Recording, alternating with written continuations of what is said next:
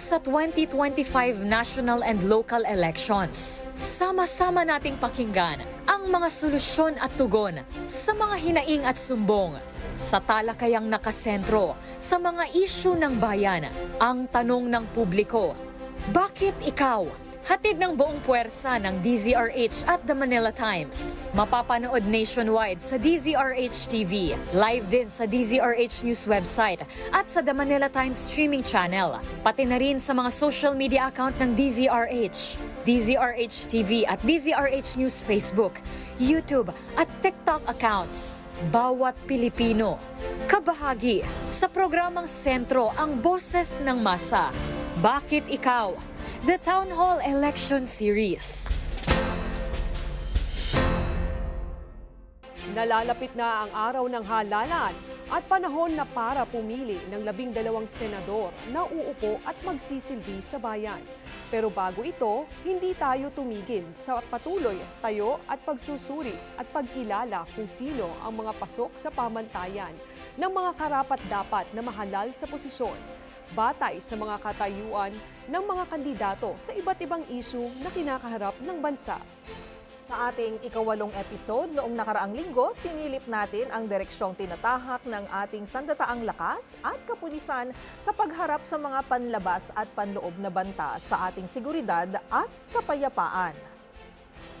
At narinig natin mula sa ating mga panauhin kung gaano kahalaga ang naninindigan tayo sa ating karapatan at teritoryo sa usapin ng pagpapanatili ng kapayapaan. Sa likod din ng lahat ng to, nabanggit din ng ating mga guests kung bakit dapat malinaw ang mga roles and responsibilities ng mga militar at pulis para na ma-maximize ang serbisyo at tulong ng kanilang kayang ibigay. Sa episode naman natin ngayon, mabigat ito, partner Ezra. Yan, sa katunayan, kaugnay at kadikit ito ng lahat ng paksa na tinalakay natin sa mga nagdaang episodes. Totoo, partner. Kapag tinutukoy ang ugat ng problema, ito ang madalas kung hindi lagi na tinuturong dahilan. Yan ay wala ng iba kundi ang usapin ng korupsyon. At ito na naman ang hihimayin natin. Samahan niyo po kami ngayong tanghali. Ako si Ezra Raya ng The Manila Times. At ako naman po si Karen Oyong ng DZRH. At ito ang DZRH and The Manila Times Town Hall Election Series.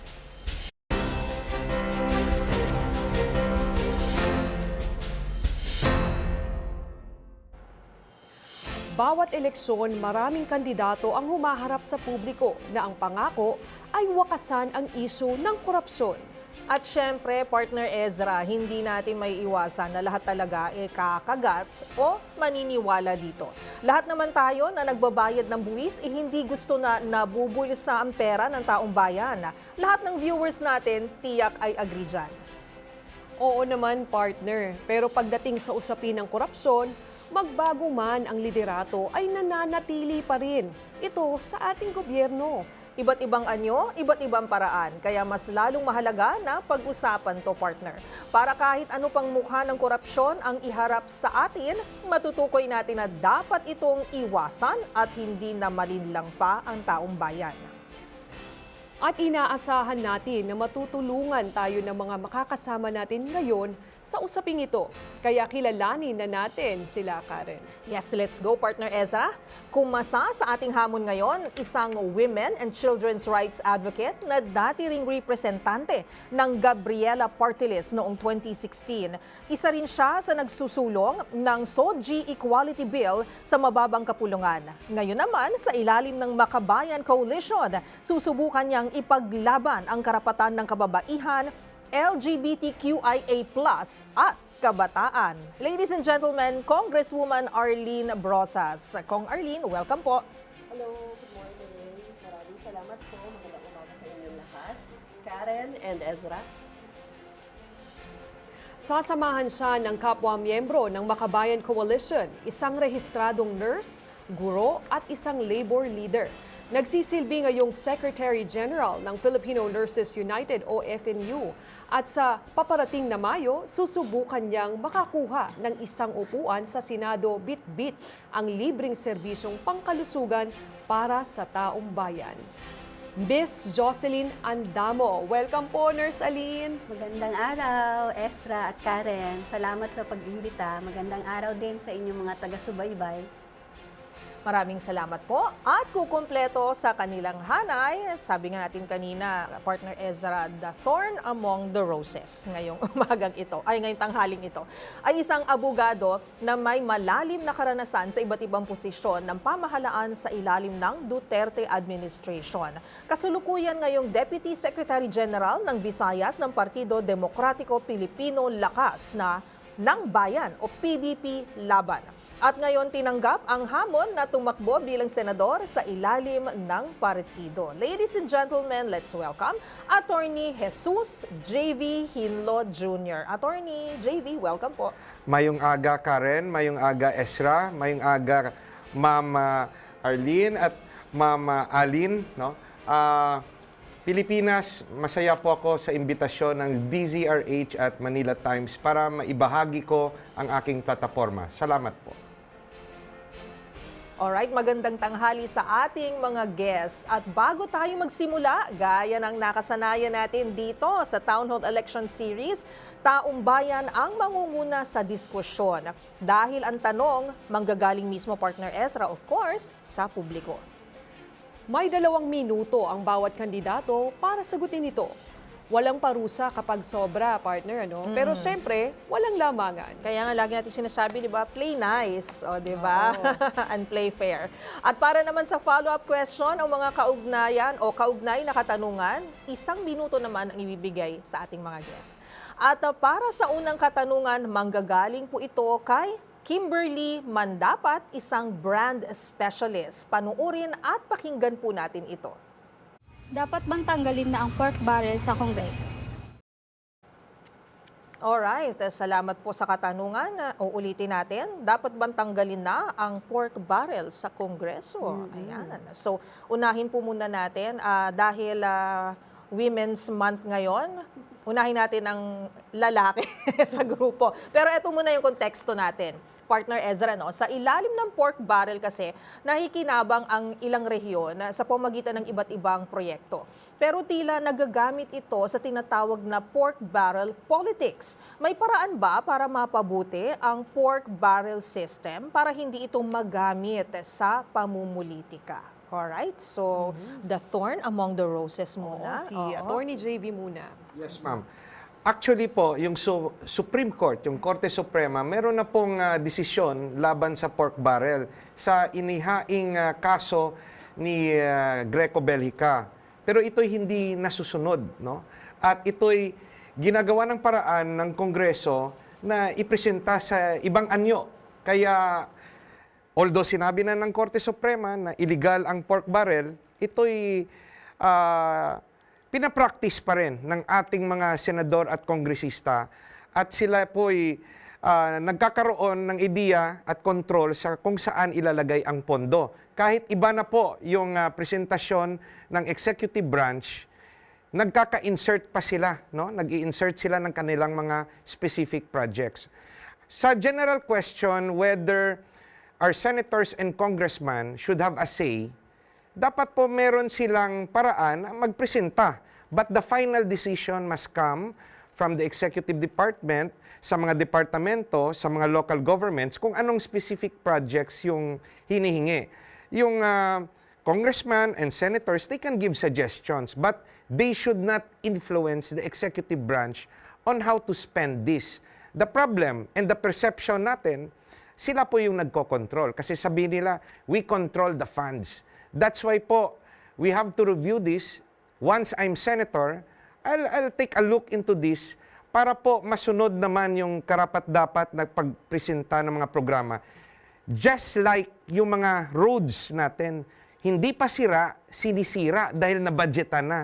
It's a waste of public funds. Nakakasama ng loob na yung magagandang mga daan, intentionally sinisira dahil may budget na raw. Salamat po. Thank you, Attorney JV. Siguro dahil doon ang hugot niya ay he worked for the DILG for quite a while. Oo. Kaya alam niya yung mga proyekto ng mga LGUs na dapat ito yung tinututukan din at inaalam para mapondohan. Tama, nasa anti-corruption na agency si Sir.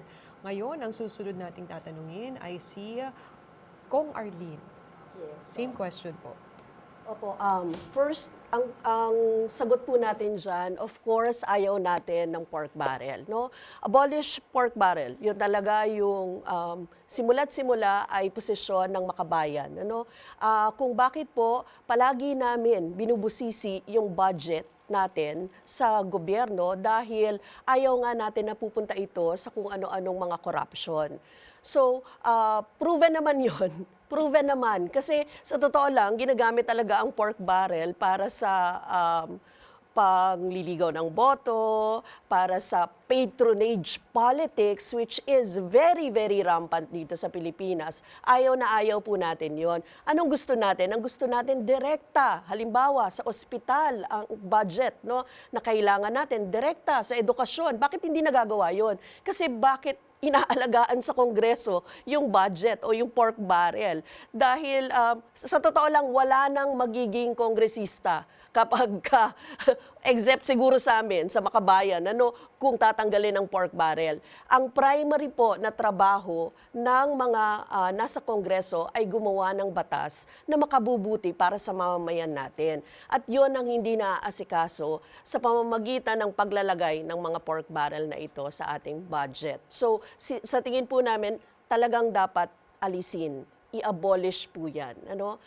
There have been so many movements na ginawa tayo para tanggalin ang pork barrel sa bansa natin. Pero nananatili siya, nagpapatuloy siya, even under the Marcos administration, nagpapatuloy ang mga pork barrel na ito sa DPWH. Alam na alam po yan ng mga umupo dyan sa mga ahensya na yan. It is really about time na i-abolish ito. Thank you. Thank you, Congresswoman Brosas.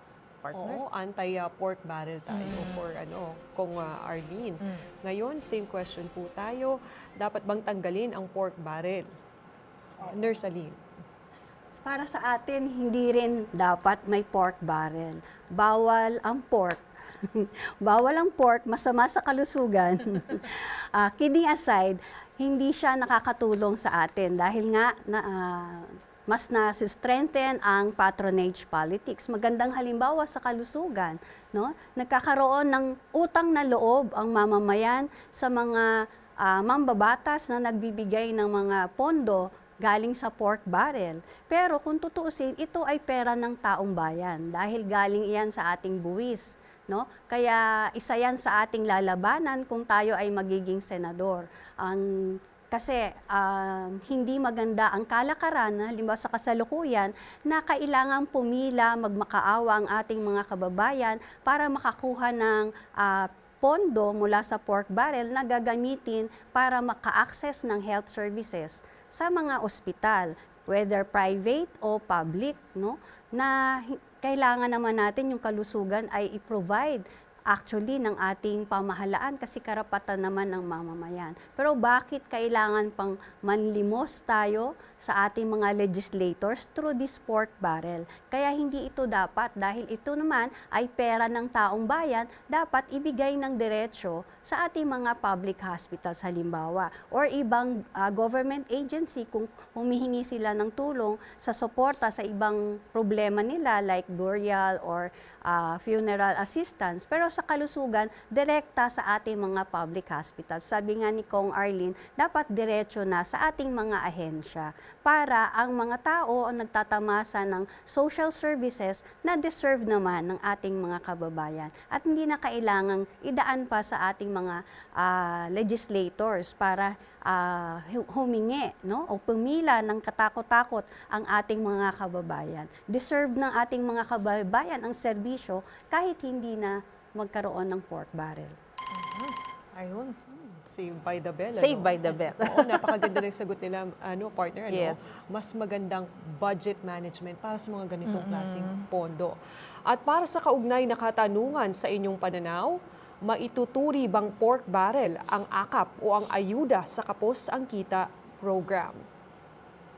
Ayun. Okay, so akap naman tayo o Akap naman ayuda. tayo. Oo, Ayan. unahin naman natin si Nurse Aline sa puntong ito. Oo. Ang tingin ko dyan yung akap ay pork barrel pa rin. Kasi dumadaan pa rin sa ating mga congressman or sa mga senador yung pera, imbis na diretso na sa ating mga government agencies or healthcare facilities halimbawa. So hindi naman kailangan na manggaling pa sa kanila. Kung gusto natin magbigay ng serbisyo sa ating mga kababayan, diretso na natin sa halimbawa sa public hospital para maka-avail ng libreng gamot, libreng pagpapagamot, yung mga laboratory, diagnostic procedures.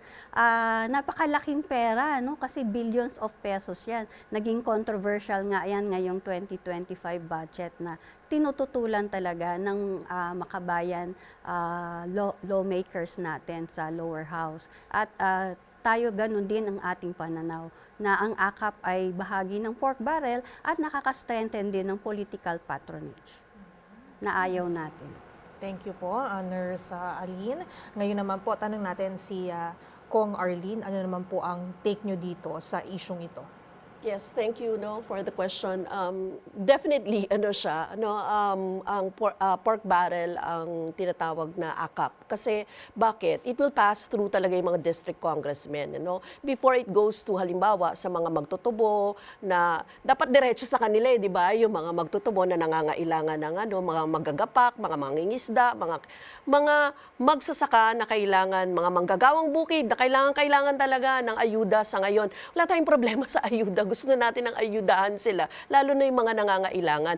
But if this will pass through, doon sa mga district congressmen pa rin, doon pa rin, patronage politics pa rin yon. They will be obligated na sabihin na, may utang na loob kami dito kasi siya yung nagbigay. O di kaya nakikita natin siya, nandun siya, o kung sino man na tumatakbo, di ba? Parang unethical yun, di ba? Parang tumatakbo, tapos nagkakaroon ng mga ganong pagbibigay or payout. So we think ito talaga ay a form of pork barrel.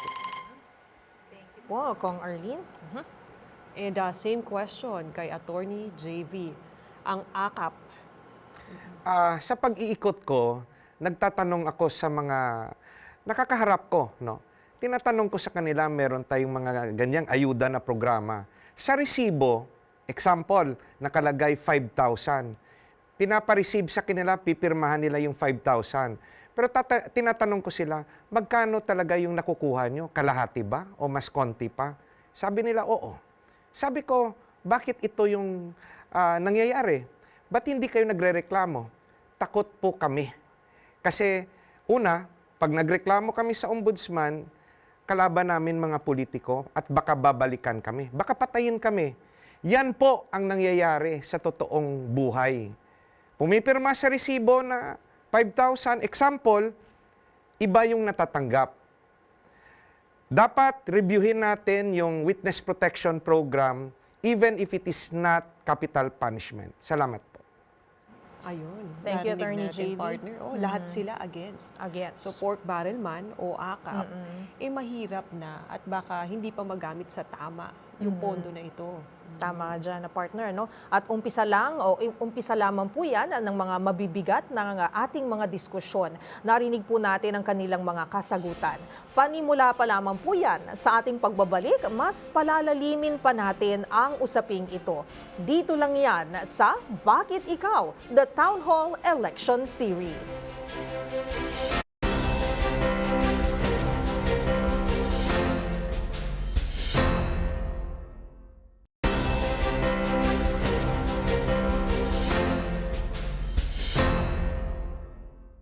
Nagbabalik po ang Town Hall Election Series. Iba-ibang pananaw at pagtanaw sa issue ng korupsyon. At mayroon din namang parehong mga paninindigan. Yan ang naririnig natin mula sa ating mga guests. Magpapatuloy po tayo, partner. Sa ating susunod na katanungan, dahil sa red tape o bureaucracy sa gobyerno, napakatagal na mga transaksyon sa mga ahensya ng gobyerno. Kaya naman ang ating mamamayan napupuwersang suhulan ang mga empleyado ng gobyerno para lang mapadali ang transaksyon. So eto ang tanong, partner. Ano ang nakikita niyong paraan para mas maging transparent ang transaksyon at makaiwas sa suhulan? Gayon din ang transparency sa paggamit ng public funds, paano ito masusulong? Ayun. Okay, so tanungin na natin sila. Oo. Sino ba ang ating uunahin partner? Ayan, Sige, nag-volunteer Kong na. Arlene. Kong Arlene, ang una nating katanungan about Yes. transparency. Sige po. We have been for transparency and accountability ever since.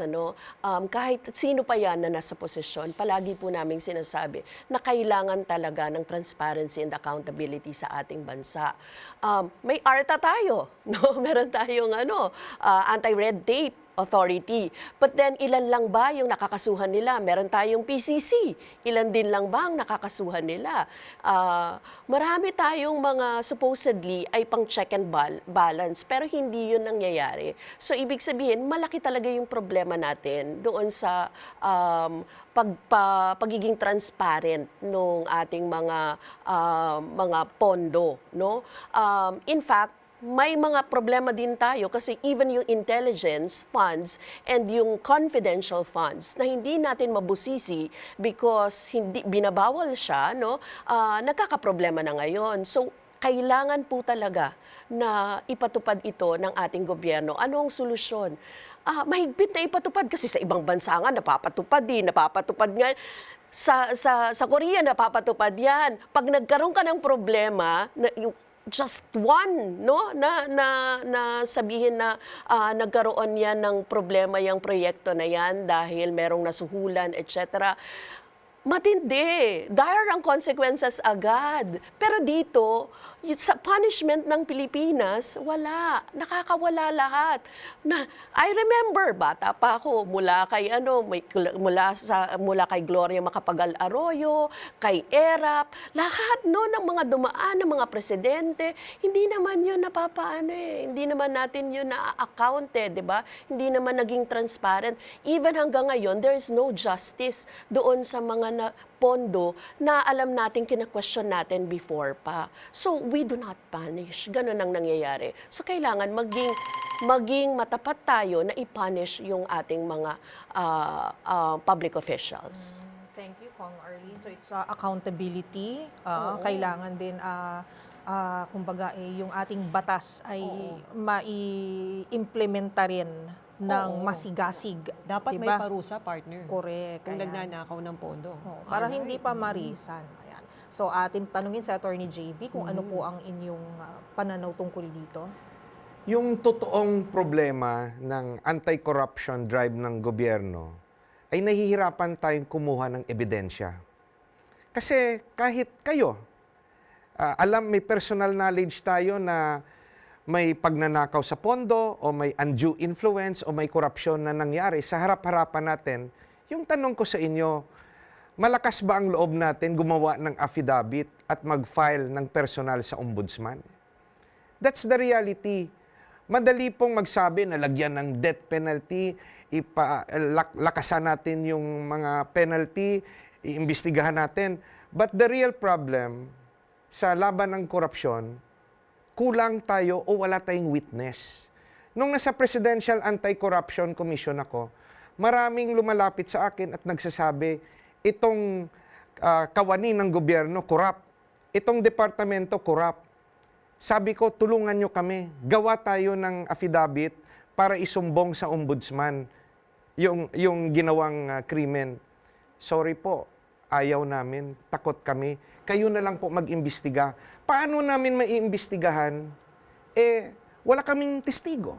That is why I will be moving for the amendment of the Data Privacy Act, Bank Secrecy Law, and the Foreign Currency Act para bigyan ng kapangyarihan ng ombudsman, imbestigahan ang tagong yaman, bank deposits ng mga public officials even without a court order.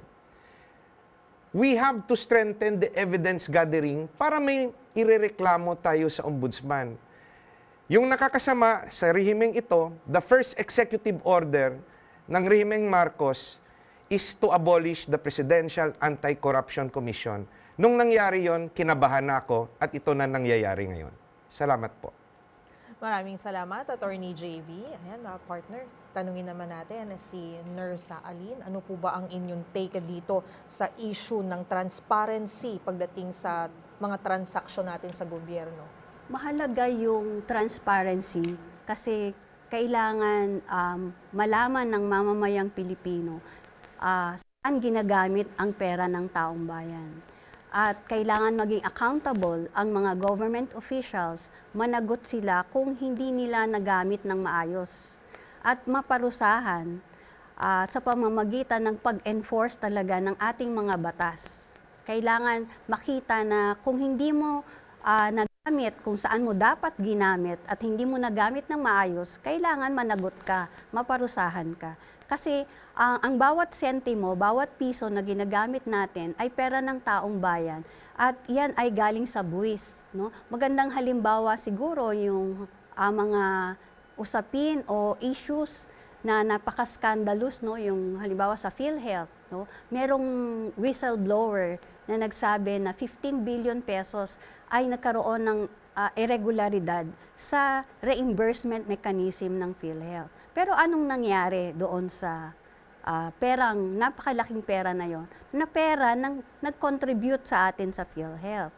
Kasi mawawala ang public trust kung hindi natin napapakita saan ginamit ang pera, nagamit ba ng maayos, at na-account ba ng maayos. At kung hindi maayos, halimbawa may irregularity, sinabi ng COA, pero hindi naman natin napakita na merong mga resibo, no? Kailangan managot yung government official na yon na hindi naman nagpakita kung saan niya talaga ginamit yung pera ng taong bayan. Kasi mauulit at mauulit yon. At marami tayo sa history natin na hindi yan natugunan ng maayos. Hindi na ipakita, kaya parang ang mga tao ay nawawala ang tiwala sa pamahalaan. Kaya para mabawi natin ang public trust, kailangan magawa natin yung transparency and accountability na konkreto. Ayun, partner. Lahat ng guest, salamat po, Nurse Aline, lahat ng guest natin galit sa korupsyon, partner? Correct ka dyan. Ayan. Oo. Pero dumako naman tayo sa usapin ng mga pagbabago na kailangan sa Office of the Ombudsman o sa ating mga batas para maging mas epektibo ito sa kampanya laban sa korupsyon. Pakinggan po natin ang tanong mula kay Jess Capistrano, isang criminology student. Kailangan bang gawing mas mabigat ang parusa sa mga gagawa ng katiwalian? Alright, thank you kay Jeff Capistrano. Mukha siyang bata, pero criminology student na pala siya. Oo nga. Ayan. So, tamang-tama, mayroon na tayong Republic Act 3019 or the Anti-Graft and Corruption Practices Act ng 1960. Mayroon din tayong Republic Act 7080 or the Anti-Plunder Law na isinabatas matapos ang EDSA revolt kung saan ilang kawani at opisyal ng gobyerno, mga senador at pangulo ng bansa ang kinasuhan ng plunder. So eto, panahon na ba para baguhin ito? Anong inyong mga rekomendasyon na pagbabago sa mga batas na ito? Bilang mga senador, di ba, kayo po ay magiging responsable sa ating mga batas. Ayan. So, unahin muna natin. Siguro, Attorney JV, naalala ko kasi yung sinabi nyo kanina about ombudsman, yung pag-file ng kaso, takot yung mga whistleblowers, mga ganun po. And then also about the laws that I have mentioned po. Kahit anong rebisa sa mga existing laws natin, kung walang complainant, walang witness na maglalakas loob na magtestigo laban sa mga corrupt na opisyal, walang mangyayari. That's the reality. Yung iba, sinasabi ibalik ang death penalty against corrupt. Palakpak naman tayo lahat. Pero itong sinasabi ko sa aking mga kababayan, under a corrupt and abusive national government at imperfect justice system, pag nabalik yung bitay at inilagay natin laban sa corrupt, sino yung corrupt? Yung tanong ko, sino yung magiging corrupt? Pipiliin ba ng gobyerno kung sinong corrupt? Kung kaalyado nila, absuelto. Pag oposisyon, bitay.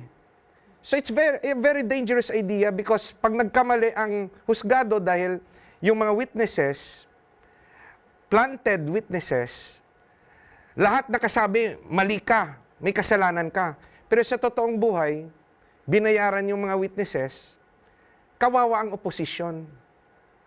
Ubos ang oposisyon. At yung kaalyado, nakitang-kita natin yung mga bag Hermes, yung mga sasakyan Mercedes-Benz, yung mga relo Rolex, Pero hindi natin pwedeng kasuhan kasi hindi natin matanong ang bank account dahil sa Bank Secrecy Law at Foreign Currency Act.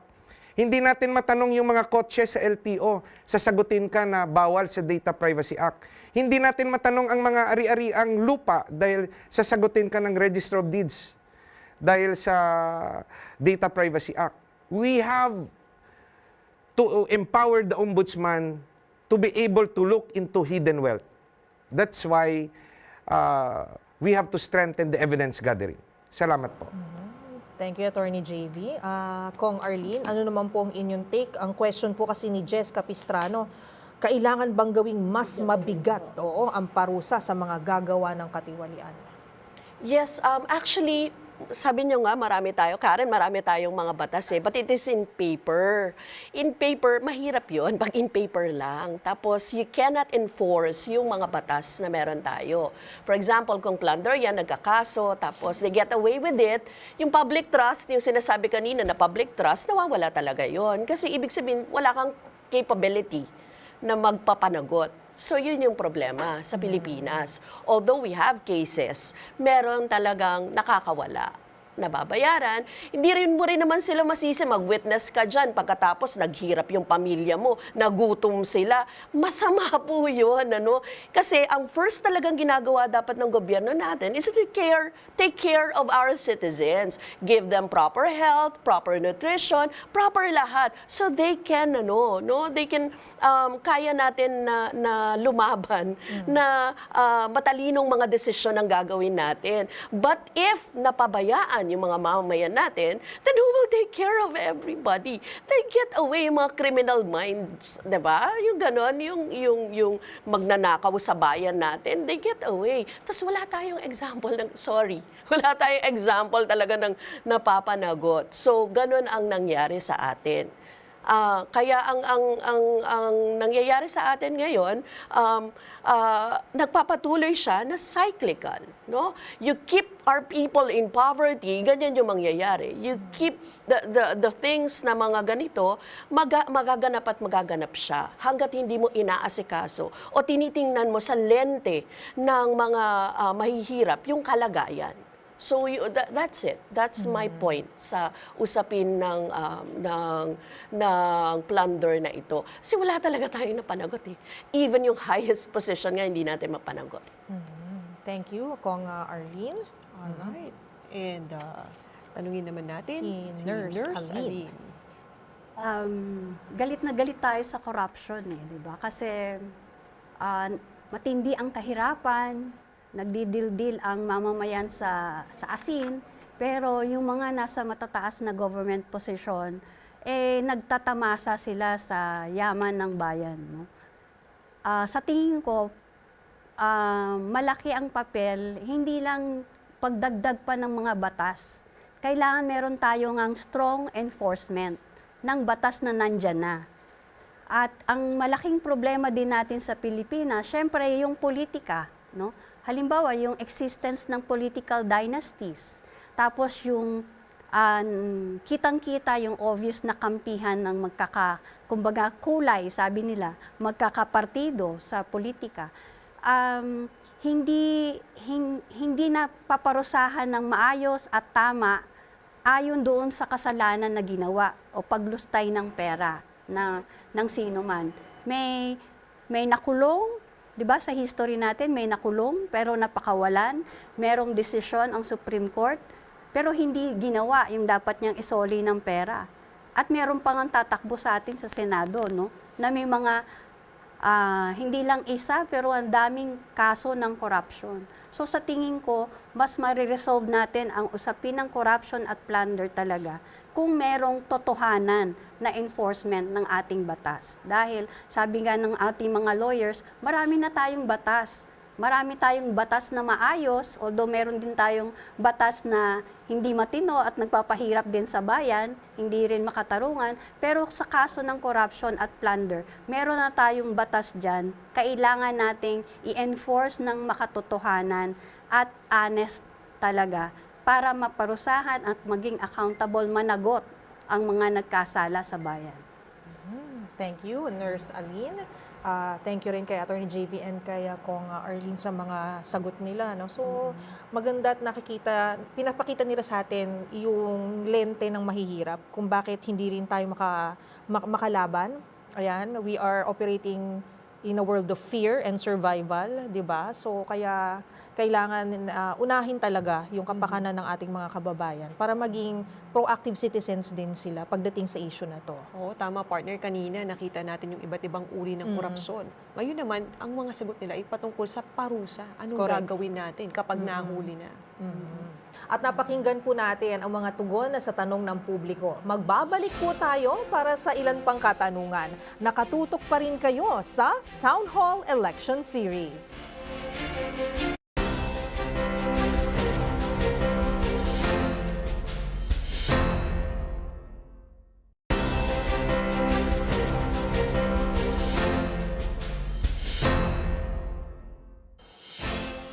Kasama pa rin po natin ang tatlong kandidato na tumatakbo sa pagka-senador, Congresswoman Brosas, Nurse Andamo at Attorney Hinlo. Umiikot pa rin ang ating diskusyon sa mga pagbabago na nais ihain at mga practice na dapat wakasan ayon sa ating mga guests para tuluyan ng matuldukan ang korupsyon.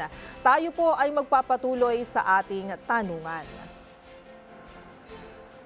Dadako naman tayo sa usapin naman ng nagaharing mga piling individual sa ating Senado o Kongreso. Pakinggan natin ang tanong ni Julius Cesar Bajon, isang seafarer. Paano natin matatanggal ang impluensya ng mga tinatawag na oligarch sa ating mga mambabatas? Ayun, ulitin natin ang tanong, paano natin matatanggal ang impluensya ng mga tinatawag na oligarch sa ating mga mambabatas? So ito yung mga piling individual lang ang may hawak ng kapangyarihan sa Senado at Kongreso. So napakagandang tanong, partner Karen. Unahin natin si Congresswoman Arlene Brosas. Yes, oo. Oligarchs, no? Pag sinabi natin oligarchs, mas ang tinitingnan ko sa question niya ay yung usapin talaga ng political dynasty. The same people, the same names na paulit-ulit, no? Iba't ibang klase lang ang pamamaraan nila ng pagpasok sa Kongreso at Senado. So, makikita naman natin ngayon yon kahit nga sa tumatakbo, nagre-reflect yun. Yung mga tumatakbo, pare-pareho ang pangalan, pare-pareho ang apelido, ganyan. So, this is a concentration of political power, a concentration of political wealth, a concentration na sa tingin natin napaka unethical na, no? And napaka undemocratic. Kasi nawawala ang demokrasya ng bansa kapag nakokonsentra lamang sa iilan ang kapangyarihan. Kaya mahalaga sa atin ang ibalik ang demokrasya na meron tayo, di ba? So dapat talaga magkakaroon ng choice ang mga mamamayan natin hindi dahil nabibili yung boto nila, nababayaran sila, nakikita nila sa TV yung mga artista, pero walang plataforma, yung mga ganun, puro forma, yung mga ganun lang. So hindi natin yun kailangan. Ang kailangan natin ay yung mga mahuhusay ang plataforma para sa pagbabago ng lipunan natin, mga magagaling, no, na mag-implement ng mga kinakailangang pagbabago sa lipunan natin. So para matanggal yung mga oligarchs, the people should choose. They should have the freedom. Dapat meron silang kakayanan, unang-una. At hindi sila pinipigilan. 'Di ba? So hindi sinisikil ang bawat karapatan nila. Kung ang very basic pa lang hindi na maibigay ang mga batayang pangangailangan ng ating mga mamamayan, may question na talaga tayo sa kind of democracy na meron tayo. At mananatili nga itong sistema na ito na 80% of those in Congress or in Senate ay mga political dynasty. Labanan natin yon. Baguhin natin yung lipunan na meron tayo. Bumoto tayo ng tama. Thank you very much. Thank you, Ma'am. Ang ganda nung sinabi ni Ma'am. Yes, oo. Dapat mahusay na plataforma. Hindi pwedeng puro forma. Correct. Ang ganda nun. Pwedeng pang hashtag yun. Oo. Ayan. Si Attorney JV naman, total naman po ay napag-usapan na po yung tinatawag na impluensya ng mga oligarchs at na-mention na rin yung mga political dynasties. I think this is connected. Ano po ang inyong opinion dito? Sa sistema natin ngayon, mahihirapan tayong sugpuin yan. Kasi sasabihin nila, demokrasya tayo, mas marami kaming boto. Mahirap para sa katulad ni Atty. Hinlo, hindi ako mayaman, walang tarpaulin, walang billboard, at yung hinahanap ng tao, hindi corrupt.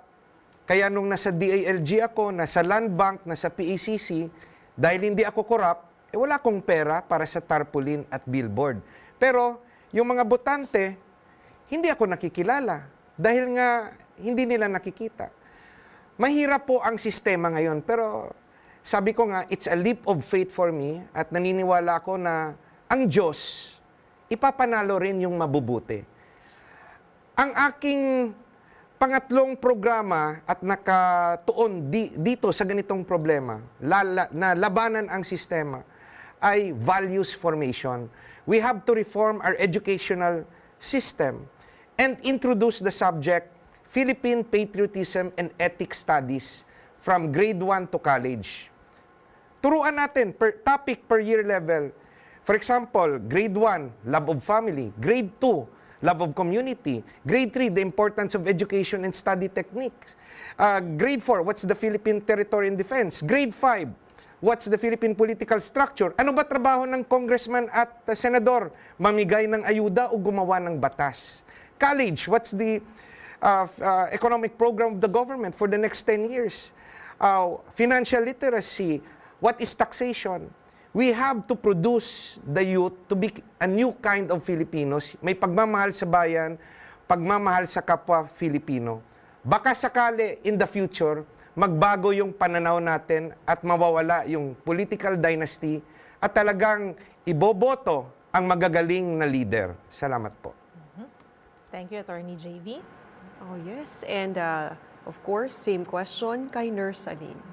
Kung ang tinutukoy po natin sa oligarchs ay yung malalaking negosyante, nagmamay-ari ng malalaking lupa sa ating bayan, hindi madaling gawin na sasabihin natin wala silang impluwensya dito sa ating politika. Dahil itong mismong mga taong ito ay masasabi nating nakapwesto din. Sila ay nasa posisyon, sila din ang may kapangyarihan, nandyan sa poder, at yung katulad ng nasabi ni Kong Arlene na sila mismo din ay bahagi ng mga political dynasties. At yung political dynasties na ito ay nakapwesto din sa ating gobyerno.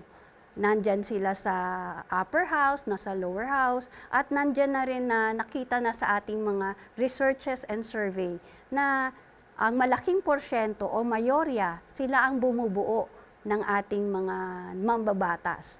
Kaya sang-ayon ako na dapat ang mga political dynasties ay mabuwag na natin, ma-abolish na natin. At malaki ang gagampanan ng ating kabataan at ang ating mamamayang Pilipino ngayong halalan na wag na nating tangkilikin ang mga nasa political dynasties or members ng political dynasties. So ang dapat ang tangkilikin natin ay yung bagong politika. Wag na yung luma, no? So iboto natin yung mga bago naman at yung walang track record ng corruption, walang hindi bahagi ng political dynasty at masasabi natin yung mga kandidato mula sa Makabayan Coalition, kami ay walang history ng corruption, hindi kami bahagi ng political dynasties, at meron ng track record na naglilingkod sa mamamayang Pilipino. At sana ito na ang tangkilikin natin, yung bagong politika at may alternatibo tayo ngayon sa political dynasties. At sana ito ang iboto at piliin ng ating mga mamamayang Pilipino. Thank you, ma'am. Yun talaga yung solution, partner. Dapat talaga matuto ang taong bayan na bumoto ng tama. Correct. Yun ang solusyon para mapigilan ng mga political dynasties. Although makakatulong kung may mga batas din na pagbabawalan umano ito, pero mukhang ang mahirap, 'di ba, sa ngayon. Pero ang kaya natin kasi talagang makontrol ay bigyan ng tamang impormasyon, edukasyon at ma-empower yung mga kababayan natin na boboto sa darating na election, partner. Tama. At sa ating huling katanungan, tapusin po natin ito sa usapin ng pagbabudget. Ayan, meron pa ba natira sa sweldo mo, partner? Siyempre, partner, wala na. So naghihintay tayo ng susunod. O parang ganito lang din po yung usapin natin sa pagbabudget, di ba? Pero mas malaking kailangan i-budget dahil budget ng taong bayan, na budget ng buong bansa itong pag-uusapan natin. Kamusta at ano ang masasabi ninyong tatlo sa 2025 budget? At sa inyo pong pananaw, ano po ba dapat ang binibigyang prioridad sa ating pambansang budget? Ayan. Ito na yun, partner. Ay, siguro balik tayo Unahin natin kay Kong Arlene. Yes, actually we voted no sa budget natin ng 2025 kasi we have been consistent naman doon.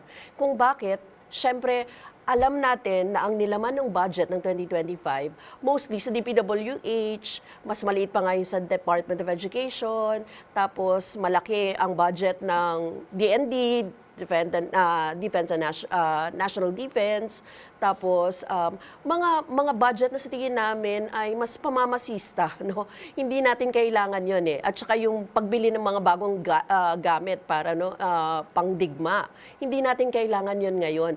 Hindi rin nilalagay dapat yung budget natin sa Enhanced Defense Cooperation Agreements at kung saan-saan pa ng mga military exercises. We think ang dapat, no, or proper na paglalagay ng budget ay doon sa mga basic na pangangailangan natin like food, agriculture, yan ang mga dapat binibigyan ng tuon, ano?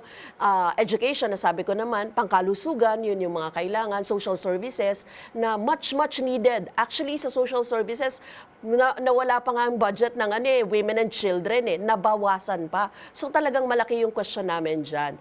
But anyway, at tapos, malaking bahagi syempre sa utang. Utang na umuutang pa rin hanggang ngayon yung mga presidente, no, na ang laki-laki na ng utang natin at yan ang pinagbabayaran ng ating mga mamamayan. Sa tingin natin, talagang tagibang itong budget ng 2025 and we should really make a budget na nasa lente ng mga mahihirap nating mamamayan. In fact, ang kailangan talaga natin ay yung matulungan sila, maiahon sila sa kalagayan ngayon. Kung sinasabi nyo na ganyan sa inyo, sa middle, at least middle class, ang budget ay nagkukulang, paano pa kaya yung mga pinakamaliliit sa ating mamamayan? Kaya in fact, isa sa mga programa talaga namin sa Makabayan ay itaas ang sahod kasi yun yung kailangan, hindi lang yung maayos yung budget, kundi magtaas ng sahod para sa mga manggagawa. Yun po yung very basic na pwede nating magawa. Thank you, Kong Arlene. At same na question kay Attorney JB. Sa usapang budget, dapat po tanggalin ang confidential fund sa lahat. Kailangan po appropriated at naka-specify kung saan ito igagastos. Yung intelligence fund naman, ilimit ito sa intelligence service, sa armed forces, sa kapulisan, NBI, sa ombudsman, yung lahat, yung talagang pang-intelligence fund. Kasi yung confidential fund, dapat hindi po pwedeng gamitin healthcare o burial. Confidential fund yan is different. It should be appropriated. Now, as to the priority budget ng gobyerno, sa tingin ko, yung budget ngayon at yung mga nakaraan na gobyerno, mali. Dahil yung kailangan nating budget, pagpaparami ng trabaho. The Philippines should concentrate, at bago itong konsepto, job generation. Pumasok yung gobyerno sa mga negosyo na para magpaparami ng trabaho, hindi po yung sa profit. May problema tayo sa food security, pero napabayaan natin paano magtanim. Hindi po yung budget bibigay lang sa agriculture at yung gagawin ng Department of Agriculture magbigay ng ayuda. Mali po yun. Magparami tayo ng trabaho. All the way from the national government, GOCCs, up to the LGUs. Kailangan ng Pilipino trabaho. We have to become a manufacturing country. Kung hindi pa kaya ng private sector na gumawa ng sariling armas, let government build our own weapons, our own machines, para magbigay ng trabaho. Trabaho ang kailangan ng mga Pilipino para hindi tayo magutom. Yan po ang magiging programa ng isang Senator Hinlo. Vote straight, PDP laban. Salamat po. Thank you, Attorney JB. Ayan, ang galing ng shifting. narinig nyo na. Oo.